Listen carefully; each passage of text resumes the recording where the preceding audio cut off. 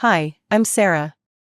Today I'm going to read you the story of Emily, which is titled like this. When I was preparing for my mom's birthday, I overheard my sister whisper, "I can't wait for Emily to get out." Mom laughed, "Not before she pays the $80,000 mortgage." I grinned and closed the door. 2 days later, I made a toast. Well, let's go. I'm Emily, and this is how my life got completely messed up. It all started when I was about to graduate from college. I had my whole future planned out: get my degree, find a good job, maybe get my own place. Normal stuff that every 22-year-old dreams about, right? But then everything changed in one phone call. "Emily, honey, we need to talk," Mom said over the phone. Her voice sounded weird, like she'd been crying. "Can you come home this weekend? It's about your father." I drove home that Friday with my stomach in knots. When I walked into our house, I could tell something was seriously wrong. Dad was sitting at the kitchen table looking pale and tired. Mom was hovering around him like he might break into pieces. "What's going on?" I asked, dropping my backpack by the door. Dad looked up at me with these tired eyes. "I went to the doctor last week for my chest pains. Turns out my heart isn't doing so great, kiddo." My world just stopped. Dad had always been this strong guy who worked construction, never complained about anything. Seeing him look so small and fragile scared the hell out of me. "The doctor says I can't do physical work anymore," he continued. "I'm gonna have to find something part-time, something easier on my body." Mom sat down next to him and grabbed his hand. "We're worried about the mortgage payments, Emily. Your father's new job won't pay nearly as much as his old one." I felt like someone had punched me in the gut. Our family had always struggled with money, but we managed. Now everything was falling apart right when I was supposed to start my own life. "And there's your sister to think about too," Mom added, glancing toward the stairs. "Jessica's only 16, still in high school. She needs things for school, clothes, you know how teenagers are." Jessica came bouncing down the stairs at that moment, earbuds in, completely oblivious to the heavy conversation happening in the kitchen. She looked so young and carefree. 6 years younger than me, she'd always been the baby of the family. "Hey Em," she said, barely looking up from her phone. "Didn't know you were coming home." "Hey Jess," I managed to say, my voice sounding weird even to me. After Jessica disappeared into the living room, Mom leaned forward and looked at me with desperate eyes. "Emily, we know this is a lot to ask, but we need your help. Would you consider moving back home after graduation? Just for a while, until we get back on our feet." I stared at them both, feeling the weight of their expectations crushing down on me. These were my parents, the people who raised me, who supported me through college. How could I say no? So I graduated college and moved back into my childhood bedroom. Within a week, I landed a decent job at an accounting firm. The pay was pretty good for a fresh graduate, and I felt proud of myself for getting hired so quickly. But that pride didn't last long. My first paycheck came, and I was excited to finally have some real money. I deposited it and came home ready to talk about my budget, maybe set aside some money for myself.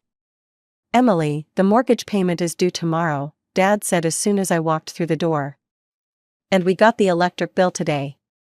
Just like that, my entire paycheck disappeared. Mortgage, utilities, groceries, gas money, everything went to keeping our family afloat. I kept telling myself it was temporary, that things would get better. But they didn't. Month after month, my paychecks went straight to family expenses. I watched my bank account stay practically empty while I worked 40 hours a week. Meanwhile, Jessica got everything she needed for school: new clothes, supplies, money for activities with her friends. "She needs to fit in," Mom would say whenever I questioned the spending on Jessica. "High school is hard enough without looking poor." 2 years passed like this. Jessica graduated high school, and I hoped things might finally ease up. Maybe I could start saving some money for myself, maybe even think about getting my own place. Then Jessica announced she was going to college. My parents beamed with pride, and I tried to smile too. But my stomach dropped when I realized what this meant. And just like that, college tuition got added to my list of expenses. Jessica picked an expensive school with dorms, meal plans, textbooks, spending money, all of it fell on me to pay. It's an investment in her future, Mom kept saying. You understand, right, Emily? Family helps family. So there I was, 24 years old, working full-time and paying for everyone else's life while I lived in my childhood bedroom. I watched my college friends on social media going on trips, getting their own apartments, dating, having fun. Meanwhile, I couldn't even afford to go out for drinks after work. One Friday, my coworker Sarah invited me to go away for the weekend with a group of girls. There's this cute little bed and breakfast about 2 hours away, she said. It's only like $200 for the whole weekend, including meals.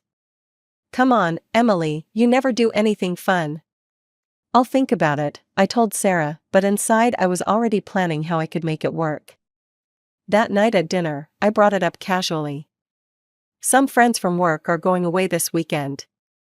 I was thinking about joining them. Mom looked up from her plate with that expression I knew too well. How much would something like that cost? It's not that expensive, maybe $200 total.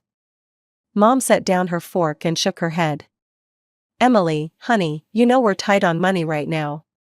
Jessica needs new textbooks for her classes, and the water heater has been making that weird noise. $200 could go towards something actually useful for the family. I stared at all of them, feeling something cold settle in my chest. I was working my ass off to pay for everything, and I couldn't even spend $200 on myself for one weekend. You're right, I said quietly, I'll tell them I can't go. Mom smiled like I'd made the right choice. That's my sensible girl, the family comes first, always. 2 years went by like this. I was 26 now, and I'd been supporting my entire family for 4 years straight. 4 years of my life gone, and I had nothing to show for it except a closet full of old clothes and a bank account that never had more than a few $100s in it. Meanwhile, Jessica was living it up at college. Every time she came home for breaks, she had new stuff. Designer jeans, expensive makeup, the latest iPhone while I was still using my cracked screen phone from 3 years ago. Where does she get money for all this? I asked Mom one day, watching Jessica show off her new Coach purse to her high school friends. Oh, you know how college kids are, Mom said, waving her hand dismissively. She probably saved up from her campus job or something. But something didn't add up. Jessica never talked about having a job, and whenever I asked her directly, she'd change the subject real quick. The breaking point came during spring break of Jessica's sophomore year. She came home with shopping bags full of clothes, new sneakers that cost more than I spend on groceries in a month, and some fancy skincare routine that probably cost $200. I was in the kitchen making dinner when she walked in wearing a brand new leather jacket. Nice jacket, I said, trying to keep my voice neutral, looks expensive. Jessica shrugged and grabbed a soda from the fridge. Yeah, I got it last week. There was this amazing sale downtown. Must have been some sale, that jacket looks like it cost at least $300. She froze for a second, then turned to face me with this guilty look on her face. It wasn't that much. Jessica, where are you getting money for all this stuff? Last time I checked, you don't have a job. Her face went red and she started fidgeting with the jacket zipper. That's none of your business, Emily. God, why are you always so nosy about everything? Because I'm the one paying for your college tuition, your dorm, your meal plan, and apparently everything else in this house, I snapped. So yeah, I think I have a right to know where you're getting hundreds of dollars to blow on clothes. Maybe if you weren't so cheap all the time, you'd understand that college students need nice things too, she shot back. Cheap, I'm cheap, I could feel my voice getting louder. Jessica, I work 40 hours a week and give every single dollar to this family. I can't even afford to buy myself new clothes. She rolled her eyes. Whatever, Emily, you wouldn't understand anyway. Then explain it to me, where is this money coming from? I don't have to tell you anything, Jessica yelled, and then she burst into tears and ran upstairs to her room. I stood there in the kitchen, shaking with anger and confusion. Something was seriously wrong here, and nobody was telling me the truth. Mom and Dad came home from grocery shopping right as Jessica was slamming her bedroom door. "What's all the shouting about?" Dad asked, setting bags on the counter. I was asking Jessica where she gets money for all her expensive stuff, and she freaked out on me. Mom and Dad exchanged this weird look, and Mom started unpacking groceries really fast, not meeting my eyes. "Emily, you need to stop bothering your sister about her personal business," Mom said. "Personal business? Mom, she's spending hundreds of dollars on clothes and accessories. Where is that money coming from if she doesn't work?" Dad cleared his throat uncomfortably. "Look, Emily, your sister just wants to fit in with her classmates. College is tough, and she needs to feel like she belongs. That doesn't answer my question, where is the money coming from?" The silence that followed told me everything I needed to know. Mom kept avoiding my eyes, and Dad was suddenly very interested in organizing the canned goods. "Oh my God," I said, the realization hitting me like a truck. "You're giving her money, you're taking the money I give you for bills and giving it to Jessica for shopping." "Emily, it's not that simple," Mom started. "It's exactly that simple," I was shouting now. "I'm working my ass off to pay the mortgage and utilities, and you're taking that money and funding Jessica's shopping sprees." "She just needs a few nice things," Dad said weakly. "She doesn't want to look poor in front of her friends." "So I should look poor instead? I should wear the same old clothes and use a broken phone so Jessica can have a Coach purse?" "You're being selfish, Emily," Mom said, finally looking at me. "Jessica is trying to get an education and build a future. She needs to network, make connections. Looking professional is part of that." "Professional?" "She's buying designer jeans and makeup, not business suits." They both stood there looking guilty as hell, and I realized this had been going on for months, maybe years. Every dollar I'd scraped together, every sacrifice I'd made, and they were using my money to spoil Jessica while telling me I couldn't even go on a weekend trip. "This stops now," I said firmly. "I give you money for necessities, mortgage, utilities, groceries. That's it, no more funding Jessica's lifestyle." Mom's face hardened. "Emily, you're being unreasonable. Your sister deserves to enjoy her college experience. And I deserve to have some kind of life too. But instead, I'm trapped here paying for everyone else while you lie to me about where the money goes." Dad tried to play peacemaker. "Maybe we can work something out, find a compromise. The compromise is that Jessica stops spending my money on unnecessary crap. If she wants designer clothes, she can get a job like every other college student." I walked out of the kitchen, leaving them standing there looking uncomfortable. For the first time in 4 years, I felt like I'd finally stood up for myself. After that confrontation, the house felt like a war zone. Jessica wouldn't even look at me anymore. She'd walk right past me in the hallway like I didn't exist, wouldn't say good morning at breakfast, and if I tried to talk to her during family dinners, she'd just stare at her plate and ignore me completely. At first, I tried to fix things between us. I mean, she was still my little sister, right?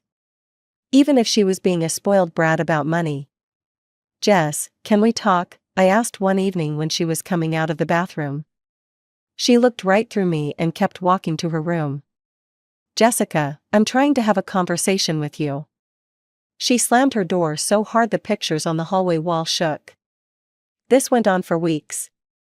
Every family dinner was awkward as hell, with Jessica sitting there like she was being tortured just by breathing the same air as me. Mom and Dad kept shooting me these disappointed looks, like I was the bad guy for not wanting to fund my sister's shopping addiction. "You could try being nicer to her," Mom suggested one night after Jessica had stomped off to her room again. "I could try being nicer? She's the one acting like a child because I won't pay for her designer clothes anymore. She's going through a hard time at school, she just wants to fit in." "Everyone wants to fit in, Mom. That doesn't mean the rest of us should go broke making it happen." But I was getting tired of the Cold War. Jessica was acting like I'd personally ruined her life, and honestly, I was starting to not care anymore. If she wanted to pout and give me the silent treatment, fine. I had bigger problems to worry about. Like the fact that I was still trapped in this house at 26 with no end in sight. Things got even worse a few weeks later. Jessica came home from college for a long weekend and announced over dinner that she wanted to go to Florida with her friends for spring break. "It's going to be so much fun," she said, actually speaking for the first time in months. "We're planning to stay at this really nice resort right on the beach." Mom and Dad smiled like this was the best news they'd heard all year. "That sounds wonderful, honey," Mom said. "You deserve a nice vacation after working so hard at school." I almost choked on my food. Working hard? Jessica barely maintained a C average and spent most of her time posting selfies on Instagram. "The trip is going to cost about $800, Jessica continued, then looked directly at me for the first time in weeks. "Including flight, hotel, and spending money." The whole table went quiet. Mom and Dad both turned to look at me with these expectant expressions, like it was just assumed I'd hand over $800 for Jessica's vacation. I put down my fork and shook my head, no. Jessica's face went from hopeful to angry in about 2 seconds. "What do you mean, no?" "I mean no, I'm not paying for your spring break trip. If you want to go to Florida, get a job and save up the money yourself." "But Emily," Dad started, "it's important for Jessica to have these experiences in college." "Then you pay for it," I said. "I'm not funding her vacation when I haven't had a real day off in 4 years. Jessica threw her fork down on her plate so hard it made a loud clang. "I'm not hungry anymore," she announced dramatically, and stormed away from the table. "Emily, you're being too harsh," Mom said once Jessica was gone. "She's young, she should be having fun. And I should be having fun too, but instead I'm working to pay for everyone else's lives. When do I get to go on vacation? When do I get to have experiences?" "You're older, you should be more mature about this," Dad replied. "I'm mature enough to know that $800 for a spring break trip is ridiculous when we can barely afford our regular bills." They both sat there looking at me like I was the most selfish person alive, but I didn't care anymore. I was done being the family ATM. The next few days were even more tense than usual. Jessica was back to ignoring me, and now Mom and Dad were giving me the cold shoulder too. But I stood my ground. No spring break money, no matter how much they all pouted about it. Then Mom's birthday came up, and she asked me to help get the house ready for her party. "We're having everyone over," she said. "Your aunts and uncles, some of our friends from church. I want the house to look perfect." I agreed to help, because despite everything, she was still my mother. We spent the whole day cleaning, and I even helped her cook some of the food for the party. "I'm going upstairs to clean the guest room," I told her when we were almost done with the main floor. I was up there dusting and vacuuming when I realized I was thirsty. I quietly headed downstairs to get some water from the kitchen, and that's when I heard voices coming from the stairway. It was Mom and Jessica, talking in low whispers. I heard my name and stopped dead in my tracks. Something told me I needed to hear this conversation. I crept closer to the doorway and listened. "I can't wait until Emily finally moves out of here," Jessica was saying. "The day she leaves, I'm personally going to throw all her stuff outside and turn her room into my walk-in closet." My heart started pounding, but I kept listening. Now, Mom said, but she was laughing softly. "We can't kick Emily out just yet. We still owe $80,000 on the mortgage." "Well, once that's paid off, she's gone, right?" Jessica asked. "And then this house will be mine? You're not leaving anything to Emily?" "Of course not," Mom replied. "Emily is capable of taking care of herself. You're the one who'll need our help. This house will be yours someday, sweetie." I felt like someone had punched me in the stomach. I stood there in the hallway, listening to my mother and sister casually discuss using me until the mortgage was paid off, then kicking me out with nothing. For years of my life, for years of giving them every penny I earned, and this was how they really felt about me. I wasn't their daughter and sister, I was just their personal bank account. I wanted to march right over there and tell them exactly what I thought of their plan. but then I had a better idea. Mom's birthday party is in 2 days. All our relatives would be there, everyone who thought our family was so close and loving. I smiled to myself as I quietly went back upstairs to finish cleaning. In 2 days, everyone would learn the truth about what kind of people my parents and sister really were. The next 2 days were the hardest acting job of my life. I smiled at breakfast, helped Mom finish preparing for her party, and even made small talk with Jessica when she bothered to acknowledge my existence. The whole time, their words kept playing in my head: we can't kick Emily out just yet, we still owe $80,000 on the mortgage. I'd already packed my suitcases and hidden them in my closet. I'd also found a small apartment across town and put down a deposit. It wasn't much, but it was mine. Mom's birthday finally arrived, and the house filled up with relatives and family friends. Aunt Linda, Uncle Mike, my cousins, people from church, everyone was there talking and laughing like we were this perfect happy family. "Emily, you look tired, honey," Aunt Linda said, giving me a hug. "Are you working too hard?" If only she knew the half of it. The evening went on with everyone eating, chatting, and sharing stories. Then it was time for presents. Mom opened gift after gift: flowers, jewelry, gift cards, a nice sweater from Aunt Linda.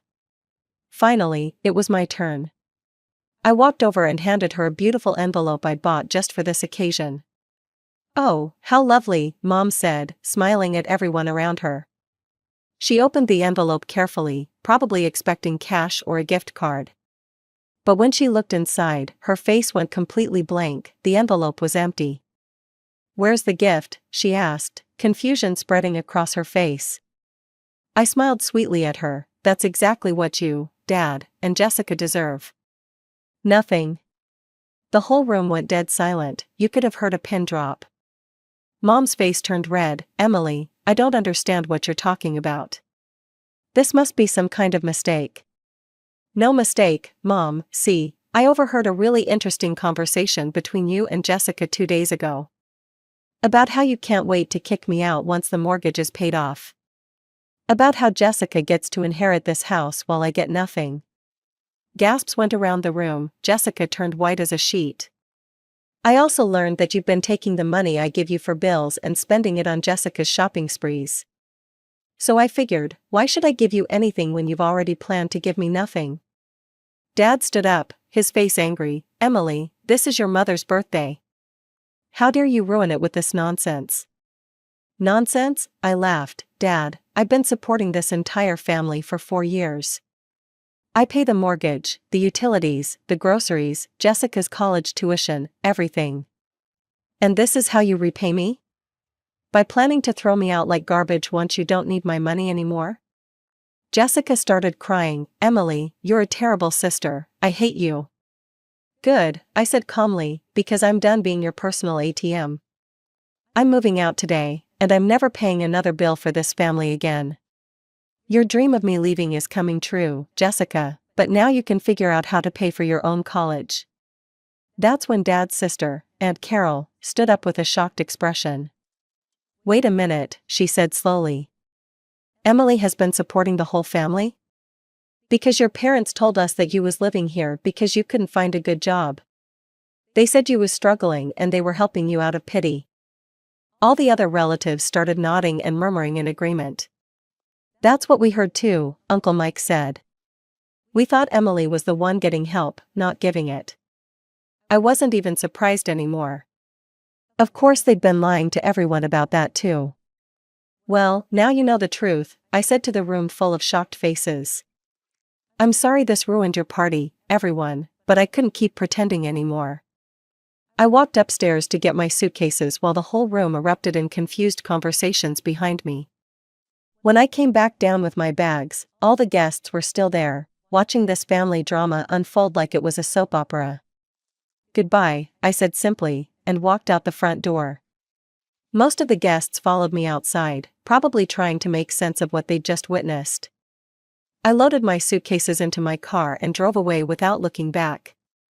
My new apartment was small and mostly empty, but when I walked through that door, I felt something I hadn't felt in 4 years: free. Of course, my family wouldn't leave me alone. My phone started ringing within an hour and didn't stop. Mom, Dad, Jessica, they all called and texted nonstop.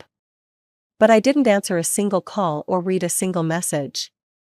After about a month of peaceful silence, some distant cousin I barely knew called me. "Emily, you need to make up with your parents," she said. "They're really struggling without your help." "Good," I said, and hung up.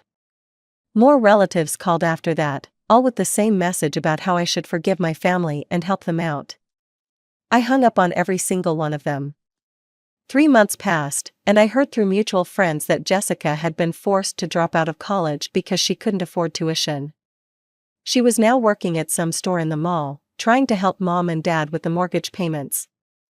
I felt exactly zero sympathy for any of them. I was finally living my own life. I could buy myself new clothes, go out with friends, save money for the future. For the first time since college, I felt like a real person instead of just a paycheck. My family had made their choice when they decided to use me. They thought they could take advantage of my love for them indefinitely, that I'd never figure out their plan or stand up for myself. They were wrong. And now they could figure out how to survive without me, just like I'd learned to survive without them. I was done being their meal ticket, and I'd never been happier in my life.